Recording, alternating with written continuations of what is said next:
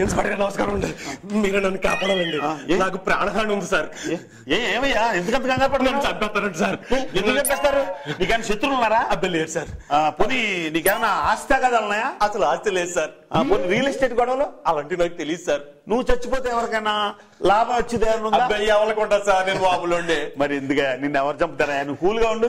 లేదు సార్. మరి నిన్ను చంపుతారు, నువ్వు ఎలా గెస్ చేస్తున్నావు? నాకు లెటర్ వచ్చింది సార్. నేను ఖచ్చితంగా చంపేస్తానని వార్నింగ్ ఇస్తే లెటర్ వచ్చింది సార్. మా అనుభవం మీరే నన్ను కాపాడాలి. మీ కూల్, నేనున్నాం, మా డిపార్ట్మెంట్ ఉంది, నీకేం భయం లేదు. ఇంతకే ఆ లెటర్లు ఏమని చెప్పు. ఇక్కడి నుంచి నా భార్యకి దూరంగా ఉండకపోతే నిన్ను ఖచ్చితంగా చంపేస్తాను సార్. ఓ, అక్రమ సంబంధం అన్నమాట. కొంచెం కక్కుర్తి పడ్డాను సార్. మరి అయితే ఇంకా కూల్ గా ఉండి. అందులో ఏం రాశాడు? ఇంతవరకు జరిగిన దానికి నేను పట్టించుకోను, ఇక ముందు నా భార్యకి దూరంగా ఉండు అన్నాడు. దూరంగా ఉండి సరిపోద్ది. అక్కడే ఉంది సార్ సమస్య. అంతనే అంత డీప్ లేవా? వాళ్ళ ఆవిడ దూరంగా ఉండలేవా? అది కాదు సార్, దరిద్రుడు ఆ లెటర్ రాసిన ఎదవా కింద సంతకం పెట్టలేదు సార్.